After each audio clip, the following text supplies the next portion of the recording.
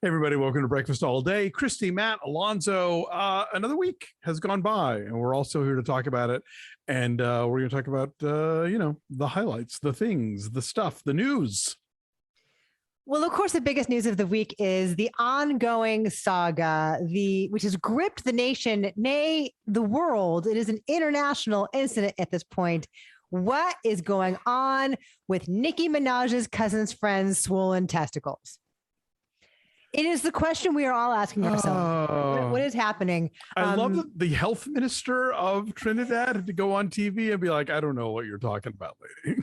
And he was pissed. He's like, we spent a couple of days tracking this down. This is a total waste of time. And then Katie Walsh posted a clip from the local news in Trinidad and Tobago. Oh, I saw that. Basically just scolding her and saying, you have an enormous following. People listen to you. You should know better. And by the way, you keep saying you're from Trinidad, but you haven't collaborated with anybody from here yet. Oh, that was like the kicker. That was the last line of the thing. Well, so basically, go ahead. And I Stand With Nicki was trending on Twitter yesterday, and it's like, maybe just we should stop having celebrities. How about maybe we should just do that? Like they've done nothing but get us into trouble. So for those of you who don't know what the hell I'm talking about, so Nicki Minaj tweeted this week about her cousin's friend who was going to get married and got vaccinated, and his balls got all swollen to such an extent that the woman called off the engagement, and now they're not getting married. Well, I mean, was he rendered impotent? Was that part of it or no? Oh, maybe. You'd think if his balls were big, there'd be like more sperm, more room for them to swim. I don't know. This is such nonsense. So it is caused such a stir to such an extent that yes, people are weighing in. The White House has contacted Nicki Minaj to offer to connect her with doctors who can illuminate her as to how vaccines work, because that is the nugget of truth here, which is that she has many, many, many millions of followers across various social media platforms. And if someone like Nicki Minaj says, think twice about getting vaccinated because your balls might swell up and it might ruin your love life, that's the thing to be worried about. Yes, it is. And I mean, I think that's, again, the internet is more trouble than it's worth sometimes. Though this is not the first time this has been an issue with enlarged testicles. I mean, even back in 1975, Angus Young and Malcolm Young and Bon Scott wrote extensively about this on Dirty Deeds Done Dirt Cheap. So, but that was a good thing to have the biggest balls of them all. That was a good thing. My favorite deep cut joke on this was when somebody posted a clip from Pompoko where the Tanuki all have their hugely inflated scrotal sacs, because it's one of the things they do when they're bouncing around. And it says, me and my boys after getting the vaccine. Anyway, yes. And then as Alonso pointed out, there was a whole I Stand With Nicki thing that was trending yesterday, and one of the jokes I saw was, well, you'd have to stand with Nicki because if your balls are that huge, you cannot sit down. Exactly. Sorry, Sabrina is looking like she's going to get in the pool. Oh, is she allowed to get in the pool? No. Sabrina, come here. Okay. Come here. Does she have like a floaty thing, like with her name on it? She has a little life jacket with a little shark fin on it. No, she doesn't like getting in the pool though. Typically, although if we're in the pool splashing around, she runs around outside of it. So I think she's just not. The first time we put her in, she wasn't happy about it, but I think she's thinking about it clearly. But nobody else is home, and I don't want to have to go jump in the pool because pit bulls apparently don't swim very well. Maybe take a test swim later on. There she is. Maybe. Hi, Sabrina. Anyway, this is just sort of endemic of the larger issue of, people with platforms, be they Tucker Carlson, whoever else, going out and spouting complete nonsense. And, I saw a great online response to like, no, you didn't do the research. You didn't check the studies. You didn't follow the footnotes and see the sources and look at who was paying for that study. You were shown a video that an algorithm picked for you that confirmed your confirmation biases, and you shut up. Thank you for mentioning Tucker Carlson, because that's something that I forgot. He's also a part of this story because Nicki Minaj insisted that once she tweeted about this, that she got put into Twitter jail, which is not true. She was not. But then why let the truth get in the way of a good story? Tucker Carlson then took that and ran with it. And like on multiple nights, like had, the over the shoulder graphic is like Nicki Minaj with the word like canceled or censored or something like that underneath it. And then he tweeted something about her and she retweeted it with a bullseye emoji. So is she now an anti-vaxxer? Is she now like an inadvertent Fox News darling? Hell if I know. The idea that Tucker Carlson cares about what a black woman says, unless it's Candace Owens, is, newsworthy. I don't know. Anyway, we'll keep you posted on what is happening. Oh, and then the poor guy who actually is the cousin's friend, like he's been outed for all the world to know that not only are his balls engorged, but he lost his woman. Yeah, there's no winners here. That's true. Who is the winner here? Is Tucker Carlson the winner here? Because it gives him a new topic to be enraged about. Maybe the news of him having such big balls will solve itself. Maybe that's somebody's fetish. Yeah, maybe. And Tucker Carlson has been vaccinated, and I think we can pretty much remain secure that his testicles are at best normal size. Anyway, so that is some fun news this week. Some sad news, which we've been talking about all week also, is that Norm Macdonald died at age 61, and he had cancer, and that is not a thing that a lot of folks knew about, I don't think. No, apparently he'd been something like 9 years, and he'd kept it quiet the whole time. So, I think it came as a shock to a lot of his fans. Yeah. Norm Macdonald, great comic, of course, and was the Weekend Update anchor on SNL for a little while. Fantastic talk show host, was David Letterman's last comedian, or talk show guest rather, was David Letterman's last comedian that he had before he left his show. Are you guys Norm Macdonald fans? That was a period of SNL I wasn't really watching. I guess I've come in and out on that show over the years. So, he wasn't somebody I really was that familiar with, frankly. And I know people who were 19 during his stint. And so they've been talking all week about how amazing he was, but I honestly don't know his stuff that much. Yeah, I thought he was funny. I liked his appearances. He does a voice of a character in The Orville, which is Seth MacFarlane's Star Trek knockoff, and he's basically like this green blob that oozes around the ship. And I'll link to this in the just today in the description for the show. If you've never seen his moth joke when he appears on Conan O'Brien, it is a work of genius. It is so good, so good. I won't even dare to try and tell the joke, but it's so good. But in the vein of that, there are a lot of times where he would, he had a wavelength, right? Like he had a bit going where he knew what he was doing and he would commit to it, and either you were on it with him or not, and he did not care. He wanted to be he wanted to commit to whatever the bit was and see it through. That is true of the roast of Bob Saget, who was one of his best friends. His bit during the Bob Saget Comedy Central roast was that he was telling intentionally hacky jokes. They were all incredibly flat and simple and stupid, but he did it the whole way through. He didn't really roast Bob Saget. He just told weird jokes. He did a ton of voice work. He also, and with Seth MacFarlane quite often, he was deaf on a couple of Family Guy episodes. And then, we saw a ton of other comedians and actors, from across the entertainment spectrum pouring out their souls for him. Conan and Seth Meyers did a whole thing because he also had anchored Weekend Update and said it took a long time for him to teach himself not to do his Weekend Update delivery like Norm Macdonald because it was so ingrained in him. But then you have tweets from women who say that, hey, it must be great to be a man in comedy and have all these fond memories of Norm Macdonald. All I remember was that he, sexually harassed me, and other women chimed in that he groped them or was inappropriate with them in some way. So comedians are complicated, fucked up people. Yeah. For the most part.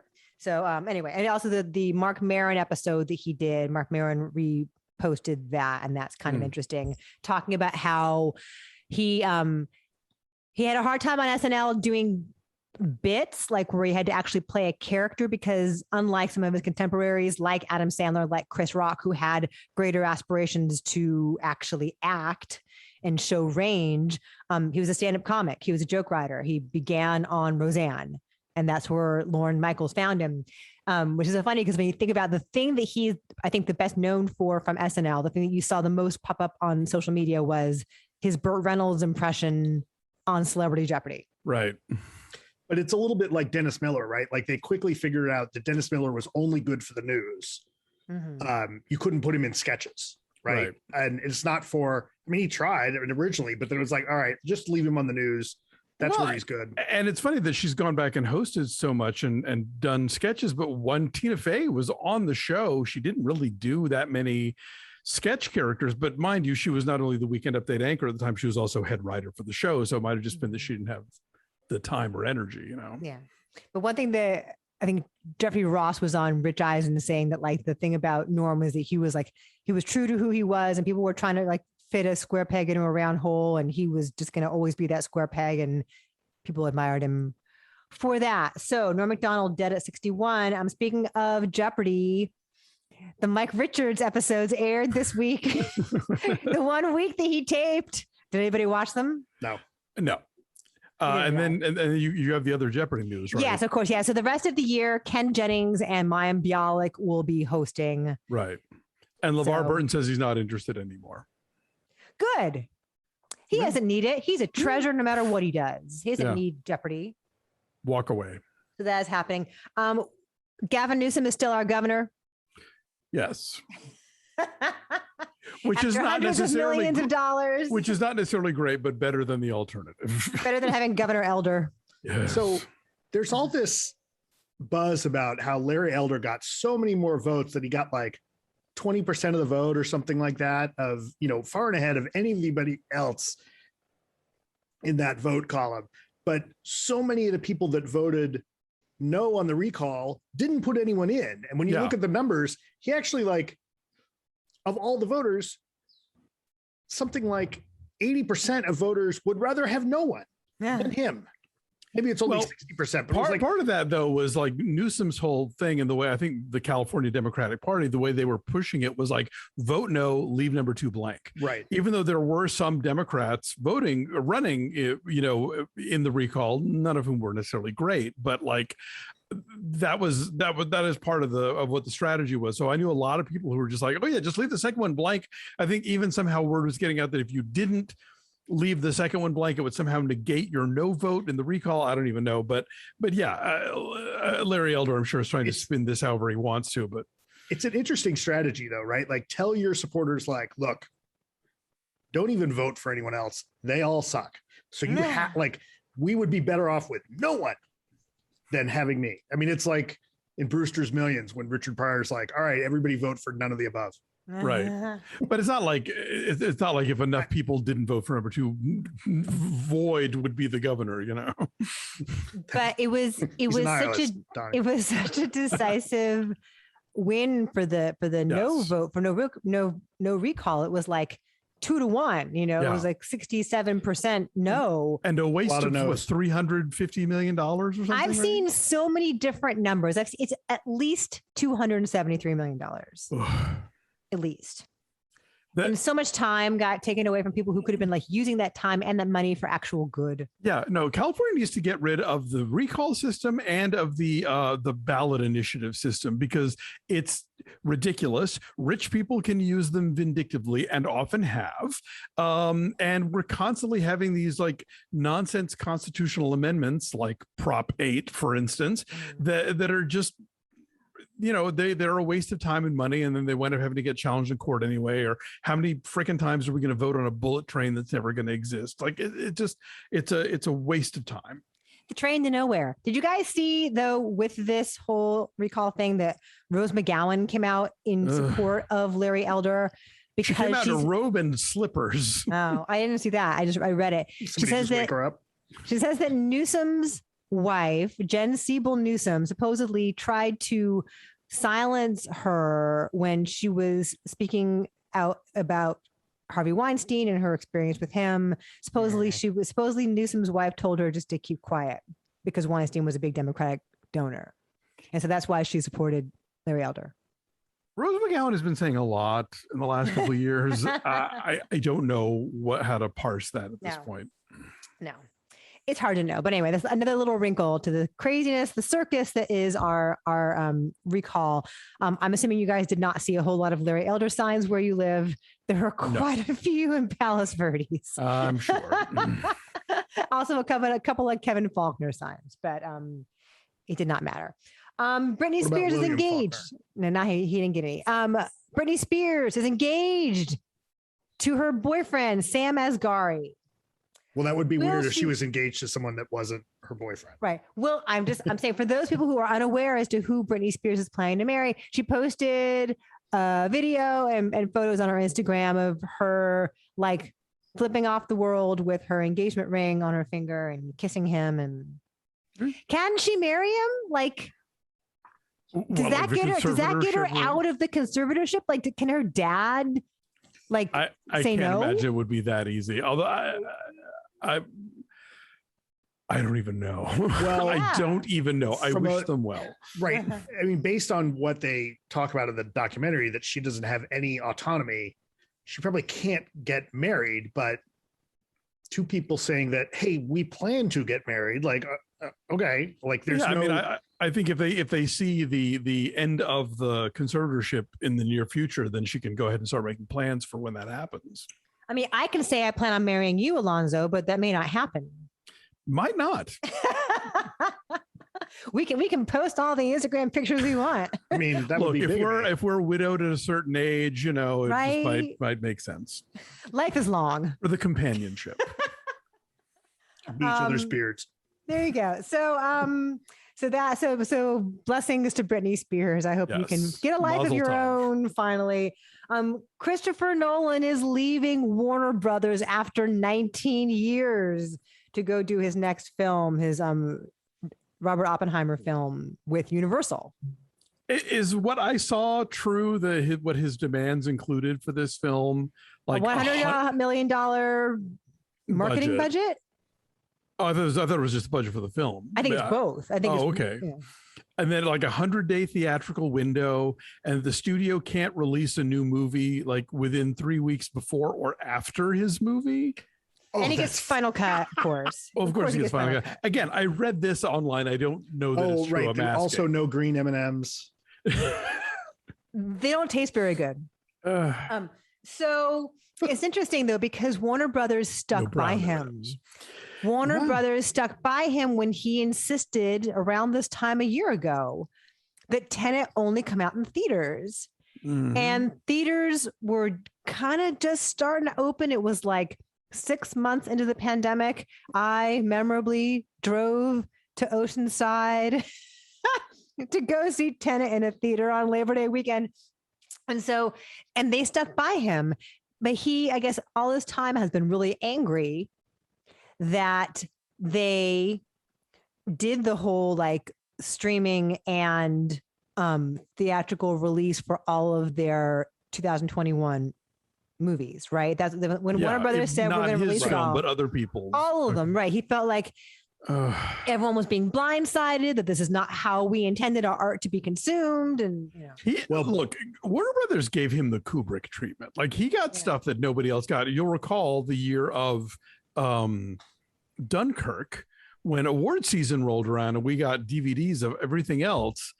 Warner Brothers sent out like blank, like empty cases for Dunkirk with like a listing of screenings. Like you had to go see Dunkirk on the big screen, which granted, I get it. I mean, like Dunkirk is that kind of experience, but nobody else got that. No other filmmaker at the time who was at Warner Brothers could have that kind of pull. So he was already getting like pretty special treatment. And if he's going to still be a big baby about this, then good luck at Universal. See, I think that part of it is he's looking at how hard it is to make sure in the future at Warner Brothers that his movies get a theatrical release only, because Warner Brothers has one of the more successful digital platforms, right?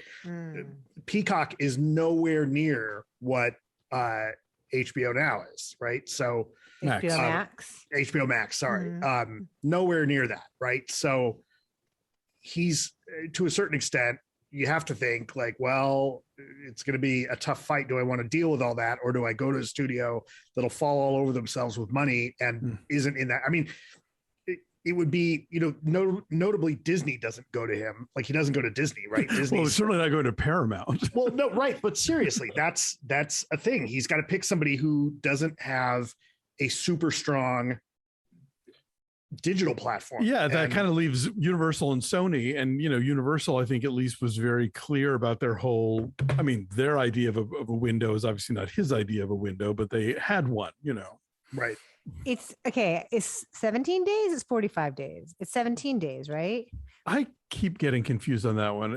I'm not sure. But it sounds like from whatever deal he brokered with Universal, whatever demands he's making of Universal, Yes. like whatever window rules exist don't apply to him. Right. Not for him. Right. Okay, sure. So anyway, I'm such a huge fan of his films. He's such an asshole. Oh, What? I mean, what an ego. And I love the theatrical experience. I do, but we need to all work with each other. Even when you're an auteur and you're brilliant. I love the idea of an hour tour. Like, I don't care that there's a plague. Get people into the movie theater. yeah. I don't care that people are dropping like flies. And I love that people are trying to pin that on Warner Brothers. I'm like, oh yeah, like Warner Brothers could tell Nolan what to do and how to handle that release. That was all him. Did you guys watch the Met Gala Arrivals this past week? A little. I saw some photos. Yeah, I saw pictures after the fact. Yeah. I was inadvertently kind of following along on Twitter just because like various things I follow were like in real time. Oh, look, there's Lil Nas X. Oh, look, there's Amanda Gorman. Lil Nas X has 3 different outfits. He wore. He had some giant cape and then he had some other thing. And then he had some like C-3PO looking like gold armor suit. Right. Going on. Apparently was it there or the VMAs where he had the marching band outfit that was apparently an homage to SpongeBob SquarePants? That was the VMAs. Nice. Oh, okay. I thought that was an homage to Beyonce's Homecoming because she did a very similar like HBCU marching Right. band. Well, according to what I saw online, it was they said it was SpongeBob and they had some photos of him in a similar uniform. I don't even know. It was very hot, sexy SpongeBob because they were all like humping each other in a prison shower. Yeah. That part, not so much SpongeBob. But yeah. I still don't think we've solved the mystery of the golden retriever that was at the Met Gala. There was that. Oh, I'm not sure who that was. Oh, you didn't see that? Oh, that's the most important person there. Oh. Is there was a golden retriever there, but we don't know who it was. We don't know what they were wearing. That's really strange. And then Haley Steinfeld was like unrecognizable because she had this like white blonde, like really cropped bob, and she had bleached her eyebrows and she just looked totally different. Anyway. Yeah, I still kind of don't believe that was her. She looked really strange. She looked like Posh Spice. She looked really strange. And then Jennifer Lopez was there, of course, and also in Venice, everywhere with Ben Affleck. It's all happening.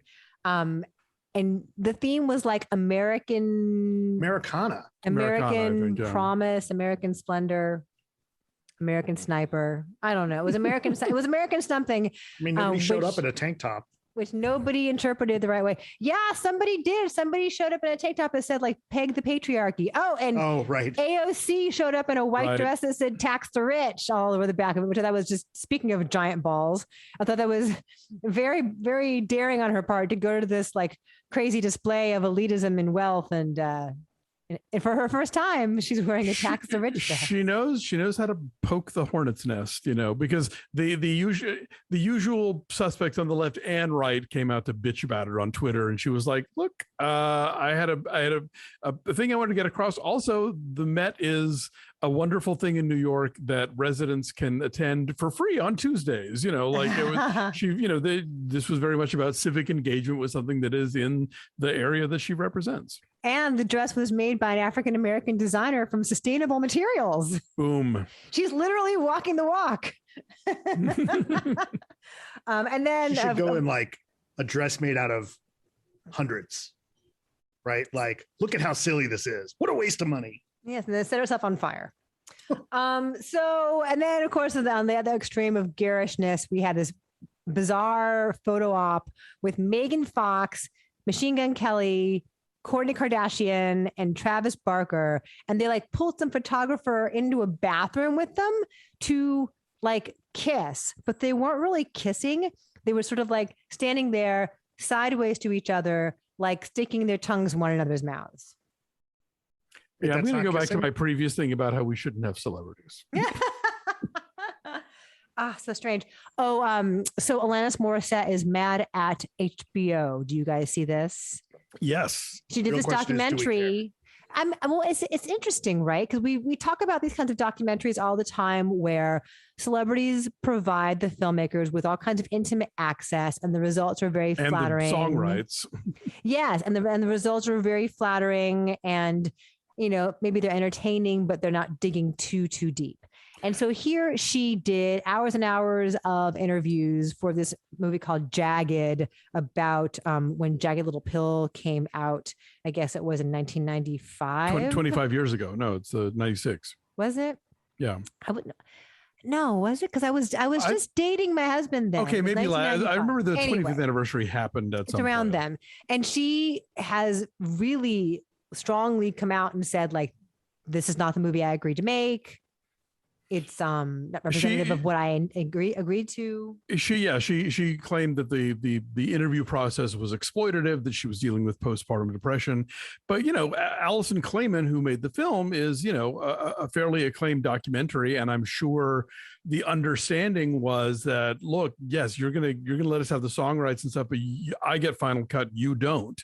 And so I think if there is stuff that Alanis Morissette said on camera that now she wishes she hadn't, then they have to sort of work that out between them. And Klayman, I think, is trying to sort of be diplomatic about this in the hopes of kind of bringing her around. But yeah, this is the exception, in that you have a musician who did hand off the reins to this documentary and is now clearly like having some issues with the results. Like I just reviewed the Dion Warwick documentary out of Toronto, and it is very much the, like what warts kind of documentary. I mean, she's Dionne Warwick. She's a treasure. She is. How dare you find a word? Do they go into like the psychic hotline stuff? They mention the psychic friends. They mention a couple things, but it's very like they don't bring up the fact that she has a husband and children until like an hour in the film. Like it's so not concerned with her personal life. It's just all about the hits and whatnot. And it's an interesting story, and we'll talk about it when it comes out. Yeah. But it is closer to what we've looked at with other music docs in terms of being like every frame has signed off on, Yeah, we should talk about Jagged. We should also talk about the Dionne Warwick documentary when they come out, because now I'm really curious to see that Alanis Morissette movie in a way that maybe I wouldn't have been. So let's do it. I still have trouble with that album being about Dave Coulier. Like the whole album, or just you want to know? It? I mean, how does he rate even that song? Well, you didn't date him, Matt. That I know of. I never knew that. So a couple more things. Rupert Murdoch has signed Piers Morgan to a global newspaper, TV, and book deal. He says, quote, he's the broadcaster every channel wants, but is too afraid to hire. I think it was Dave Holmes who said like that Piers Morgan is the hot potato, and whatever country is stuck with him when he dies loses. Yeah. Piers Morgan lives to fight another day. I guess where else is he going to get hired but by Rupert Murdoch? They deserve each other. Well, he was working for Murdoch previously at like when he was originally with the Sun. Oh. No, like at one of the papers he was working. So he's back in that fold. I see. The trailers came out this week for Nightmare Alley, the new Guillermo del Toro movie starring Cate Blanchett and Rooney Mara and Bradley Cooper and Toni Collette. And Willem Dafoe. Toni Collette and Cate Blanchett together in this economy.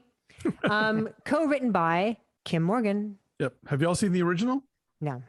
Oh, before the remake comes out, watch the original. Okay. It is for a 1940s studio film. It's pretty fucking dark. Oh. Yeah, it's really good. All right, cool. That's coming out. And then also the trailer for the Disney Plus Hawkeye series, which I know Alonso is super excited about because it's the most wonderful time of the year. The idea of a New York Christmas on an MCU budget, I'm very excited to see how that comes off. Yeah, and the cast is really good. Yeah, speaking of Haley Steinfeld. It also looks like we're going to get the like hot mess Hawkeye that's been in the comics for the last 4 or 5 years, where he's just like, he's bad at everything in his life except being a superhero. Just can't keep anything together at all. Well, they're definitely, there's a lot in the comics. The Seinfeld character, you know, is right out of the comics, and as Lucky the pizza dog, as the pizza dog, sharp-eyed people did catch him too. So you know, they are working off, going from the print version there. Yeah, no, I'm curious to see how that's going to come off. I mean, I've to varying degrees, I've enjoyed all the Disney Plus shows so far, but yeah, this one is like, they are putting Christmas right in my veins. Yes. So, you know. Of course, we have to do Hawkeye now. If we did it before, we definitely do now. A couple more things. Elton John. Oh, and the West Side Story trailer dropped too. Oh, I didn't see that. Yeah, me neither. I was gonna say, I know you don't like to watch these things, but I know you watched the Hawkeye trailer because multiple times. Yeah, like I watched the West Side Story one. Elton John has suffered a hip injury and has had to postpone the rest of the European dates of his farewell tour. His farewell tour is just cursed. It keeps like stopping and starting. He has to have surgery. So good luck to you. Is he still standing? Oh, no. He's going to have it. Look, this is a farewell tour like Cher's. It's going to culminate in Vegas, where he will have a 5-year residency, you know. It's a farewell tour like Michael Jordan had a farewell tour. He's going to come back wearing a different number. So Disneyland and Universal have resumed their Halloween nights, their Halloween horror nights type things. So nature is healing. That is happening. Alex Honnold's wife, Sonny, is pregnant. So Alex Honnold, subject of Free Solo. Oh, Alex Honnold. The Free Solo guy came down from the mountain and impregnated his wife. The stills for that movie gave me a panic attack. I've still never seen Free Solo.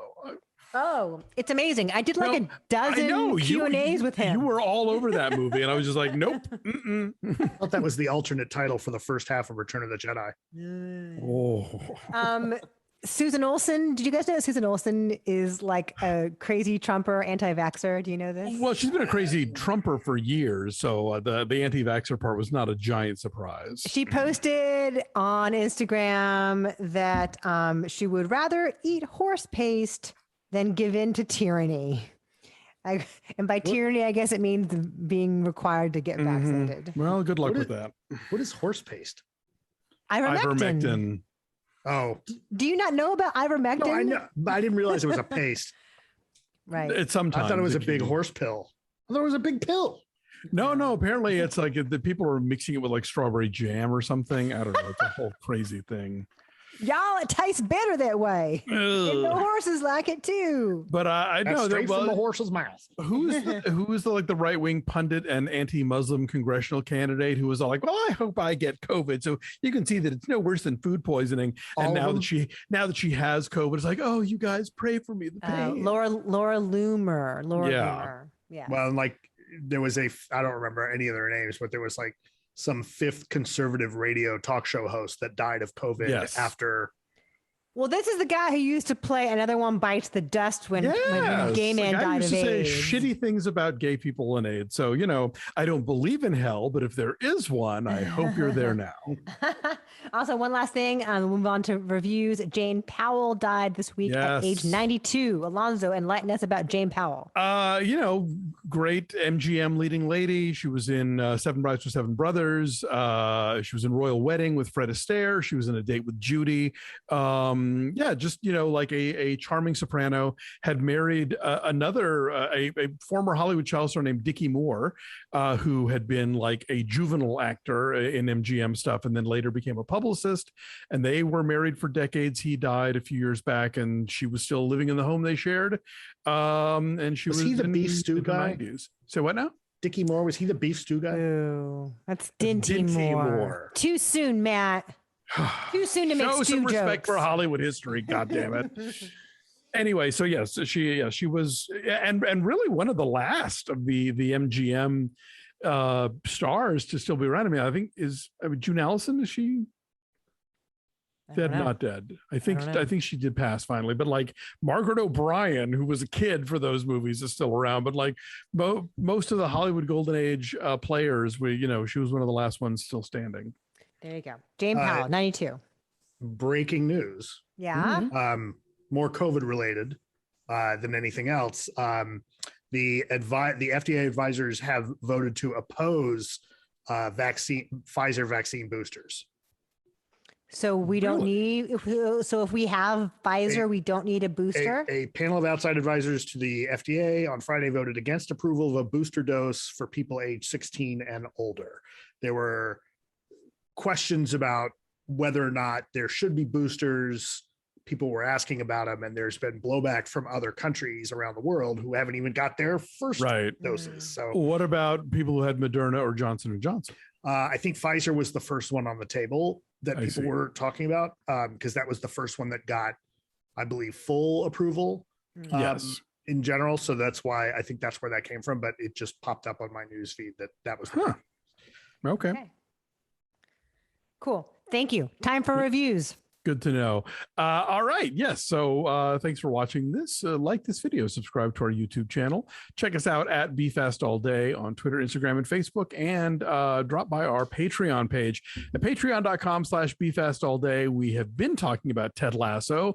We are beginning to talk about season 2 of The Morning Show. So there's a lot going on there. And yes. The other benefit of the Patreon is you get all of these videos ad-free. That's right. So yeah, if you're tired of random interruptions on YouTube, check us out on Patreon, uninterrupted in their full glory. Patreon.com/BeFastAllDay. Thanks for watching, you guys. We'll see you next week. Bye.